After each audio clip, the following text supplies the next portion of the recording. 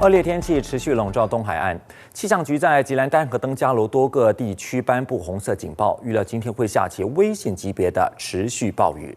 气象局昨天晚上发布的红色警报涉及丹州日里、丹纳美拉、马章和瓜拉吉赖。登嘉楼呢，则是有6个县可能会出现危险级别的暴雨，包括已经爆发水灾的乌树、乌鲁登嘉楼和甘马碗。另外，气象局也在部分地区颁布橙色持续降雨警报，涉及丹州哥打巴鲁、道北、化瓮声和巴西马，还有登嘉楼、马江、瓜拉登嘉楼以及彭亨关丹、北根和云滨。